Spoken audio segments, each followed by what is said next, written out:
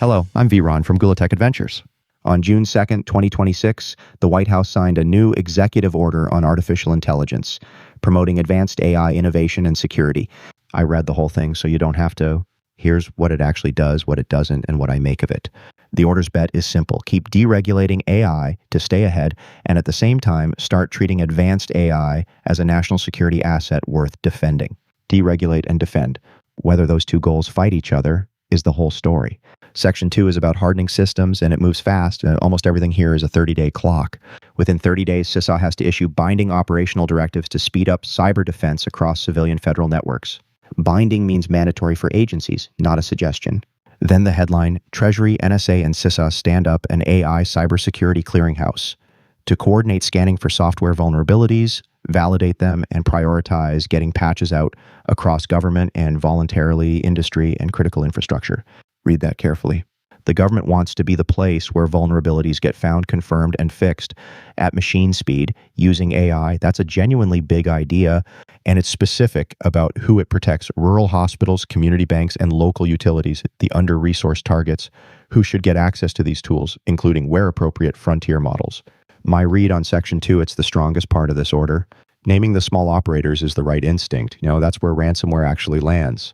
But a clearinghouse is only as good as its data and its participation, and participation here is voluntary with no budget attached. So it becomes real infrastructure, or it becomes a website. Section 3 is where it gets interesting and careful. It sets up a classified benchmarking process to decide when a model is capable enough on cyber to be a covered frontier model. NSA makes that call.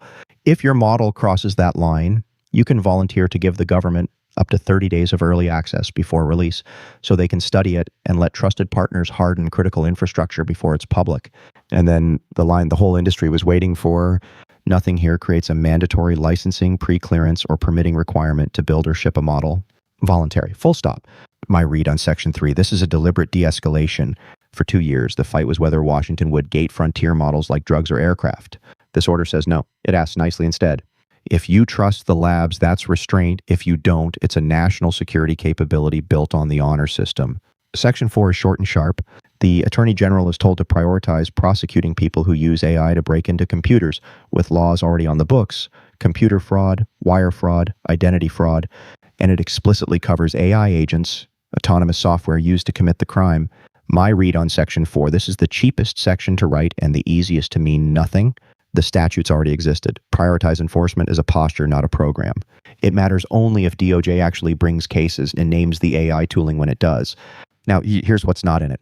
Back in November, the same administration launched the Genesis mission, an executive order putting the Department of Energy and its national labs at the center of a Manhattan Project scale push to build a giant AI platform for science.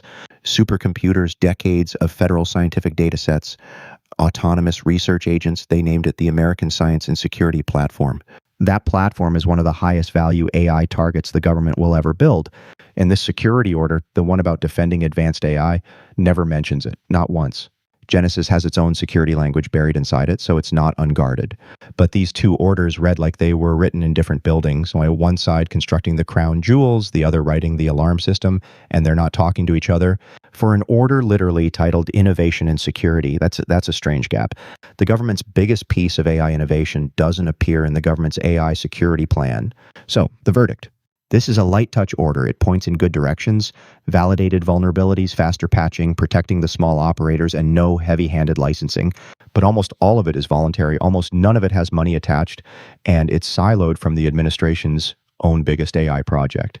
It describes the problem really well. Whether it solves anything comes down to the 30 and 60-day deadlines, whether prioritize and voluntary turn into programs and budgets.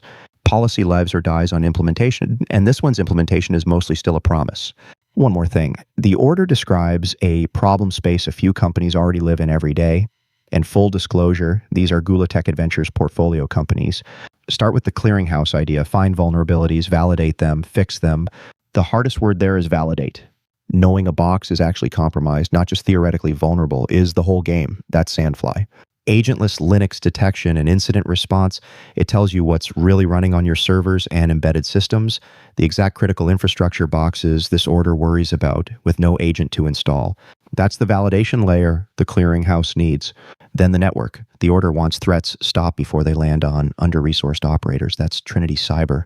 full content inspection. It sits in line and surgically removes malware and exploits from live network traffic at line speed as a managed service. A rural hospital doesn't have a threat hunting team. Trinity is the team. And the order keeps naming the same victims in rural hospitals, community banks, local utilities, and the place they actually get hit is the browser. That's Conceal. Browser native security and zero trust access, no VPN, and no new hardware, the kind of low overhead protection a small operator can actually deploy. The order says give these people tools. Conceal is one of the tools. 3 companies, 3 layers the order is implicitly asking for. Validate the endpoint, clean the network, defend the browser. That's my read on the AI Innovation and Security Executive Order. If you want the deeper cuts in the CVEs, the breaches, the policy nobody else is reading closely, subscribe to Gula Tech Adventures, and I'll see you in the next one. Thanks for watching. I'm vRon. The clock starts now.